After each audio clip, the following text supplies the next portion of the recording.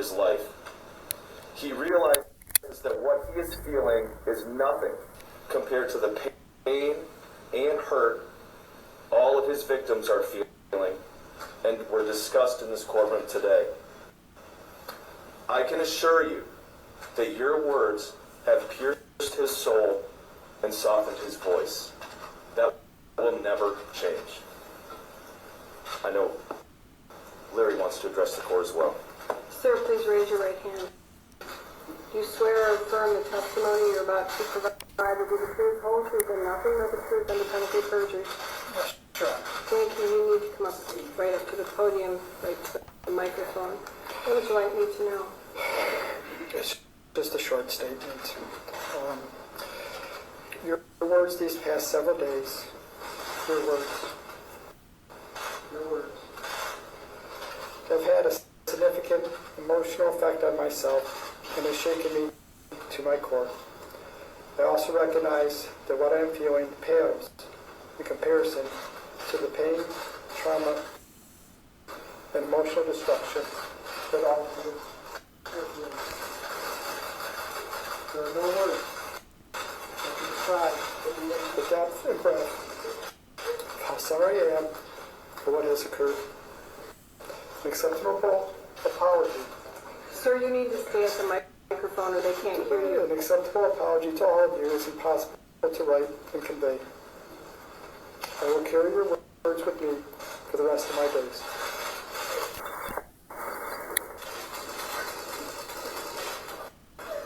Sir, I hope that's true. I hope you are shaken to your core. Your victims are clearly shaken to their core. And I know there are still some who ask, are you broken because you got caught?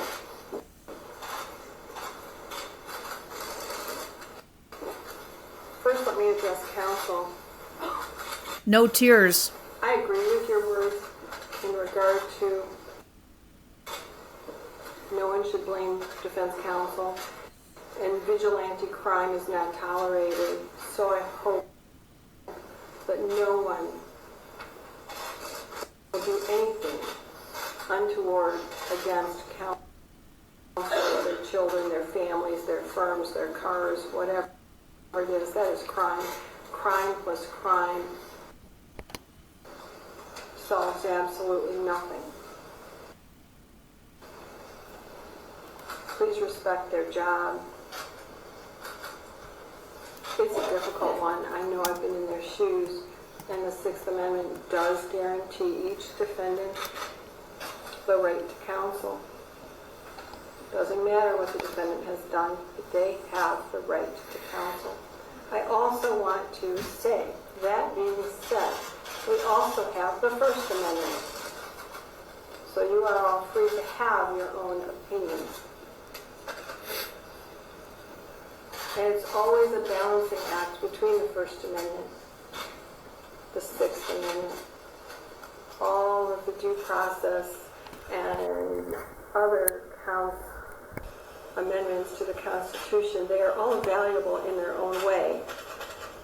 And that's why we have an organized and just society, and that's why we are here today, because this defendant has been brought to justice. Do not make it worse, please. Before I get to sentencing, I want to talk about a couple of things. And first, I've said what I need to say to the victims. I have a little bit more to say. You are no longer victims. You are survivors. You're very strong, and I've addressed you individually. Before I say anything further, I don't know if you all know this, and I know that the world is watching. I know this because I'm on the bench every day, and this isn't the only heinous crime that appears in this court. The National Crime Victimization Survey that's done by the Justice Department annually reports that 310 out of every 1,000 assaults are reported to police, which means that 2 out of 3 go unreported. The voices of the survivors have asked everyone report. Keep your voice up. Rachel's voice hopefully will raise these numbers of reports in all of your voices. But that statistic does not include children 12 and under. 1 in 10 children will be sexually abused by their 18th birthday. 1 in 7 girls, 1 in 25 boys by their 18th birthday. That means that in the United States, I'm not talking about any other country, but in the United States, 400,000 babies born in the U.S. will become victims of child sexual abuse. It stops now. Speak out like these survivors. Become part of the army. I do one case at a time. And I really so very much appreciate all of your thank yous. I've read some of the Twitters and Facebooks and all of what's going on in the media. I'm not special. I'm doing my job. If you come into my courtroom any Wednesday and watch sentencing, I give everybody a voice. I give defendants a voice, their families when they're here. I give victims a voice. I try to treat everybody like family because that's the justice system that I was raised to believe in. I came to this country stateless. I'm naturalized. My father's Maltese, my mother's German, and I was raised on old country values. And my grandmother always told me, and my parents always told me, my grandfather too, that America is the greatest country. I believe that. That's why I served in the military. That's why I've always done community service. I'm not really well liked because I speak out. I don't have many friends because I speak out. If you ask me a question, you better be ready for the answer. I speak out because I want change, because I don't believe in hiding the truth, and I'm not saying I'm always right, but I try.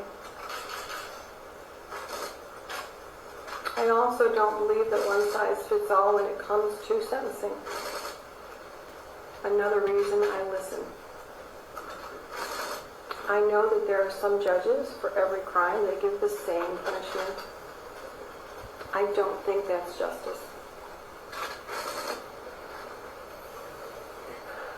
I believe in individualized sentencing. I follow the Constitution, and I believe our system works. I also believe these survivors. Now there's case law about how I can consider what I can consider. And first and foremost, my sentence reflects the 7 in regard to who defendant pled to. But the remainder of you, the 161 others, add to the credibility of those 7. So technically I'm considering everything. Everyone. Because your crime, all of your crimes, the depth of them have cut into the core of this community and many communities and all of the families and people we don't even know.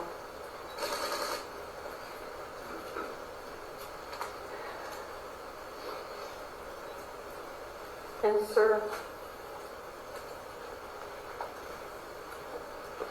the media has asked me to release your letter. I'm not going to do that. Counsel may object, the media may object, but there is some information in here that troubles me in regard to the victims.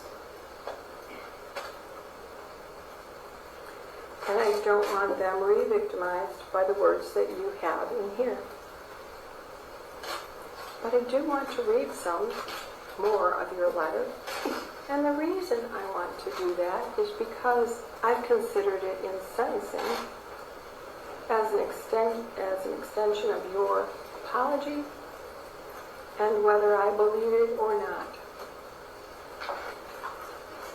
So I want you to hear your words. I've already read some and I'm not reading every line. Well, let me begin. The federal judge went ballistic at sentencing since I pled guilty to the state cases and spent 10% on the federal case and 90% on the state cases and civil suits. She gave me 60 years instead of 5 to 20 years, in parentheses, 3 consecutive 20-year sentences. I pleaded guilty to possession of porn from 9/2004 to 12/2004, 4 months. The prosecutor even admitted that I never belonged to any porn sites, any chat rooms, was not on the dark web, and also they could not prove I viewed it. It was all deleted, of course. I shared my electronics, and I could not prove that. So for 4 months of porn possession from 2004, I was sentenced to 60 years. Not proper, appropriate, fair. Going down a few lines. What I did in the state cases was medical, not sexual. But because of the porn, I lost all support, thus another reason for the state guilty plea. Let me move down further.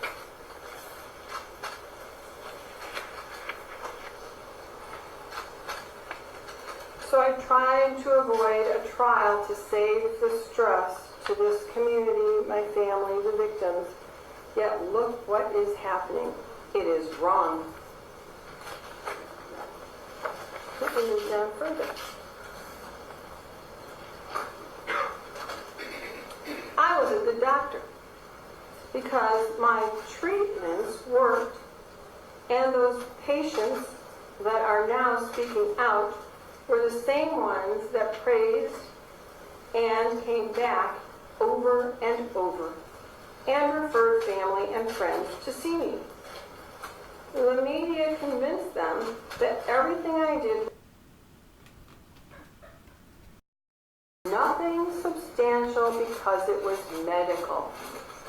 Now they are seeking the media attention and financial reward.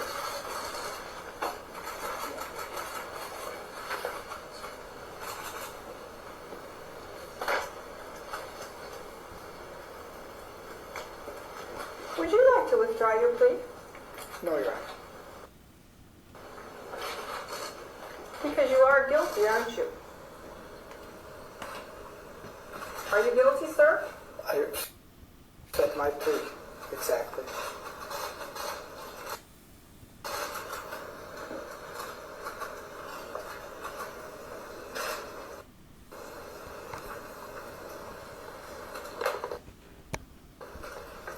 The new sign language has become treatment. These quotes, these air quotes, I will never see them again without thinking of you and your despicable acts. I don't care how they're used, I will always think of quotes and the word treatment. It was not treatment, what you did. It was not medical. There is no medical evidence that was ever brought. When this case first came to me, and I've told you this and I apologize to the Olympians and athletes, but I have 5 children, 2 dogs. My parents live with me. I work 4 jobs. I don't have much much time for television. I don't watch sports. Although last year I was a soccer coach, much to the laughter of my family.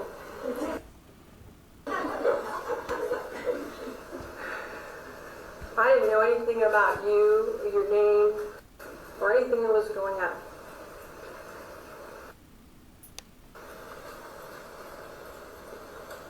And so when I kept saying we're going to trial, here's the date, and everyone wanted more time, I said, no, here's the cutoff. And then the cases were merged and we delayed it. And I still thought, well, maybe there's a defense of medical treatment. And why did I think that? Because it's my job to be fair and impartial, but also because my two brothers and my father are very well known and respected doctors. Real doctors with real treatments and research. Dedicated to healing.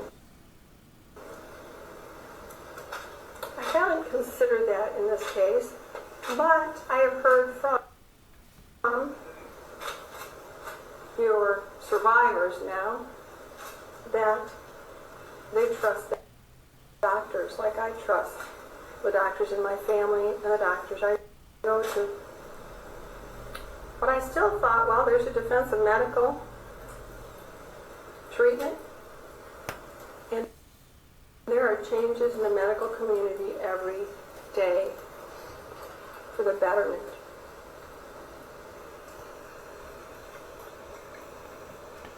So up until the time you pled,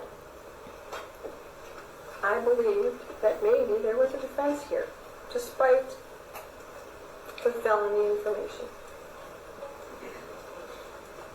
I was ready for trial.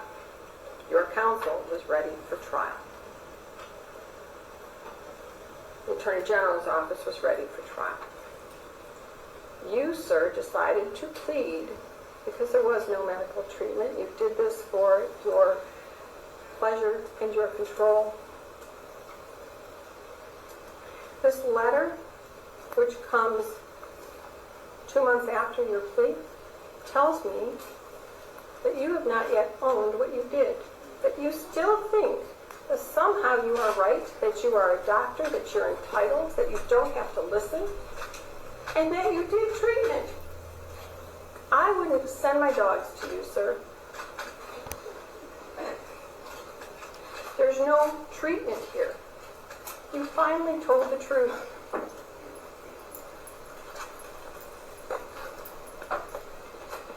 Inaction is an action. Silence is indifference. Justice requires action and a voice, and that is what has happened here in this court. 168 buckets of water were placed on your so-called match that got out of control.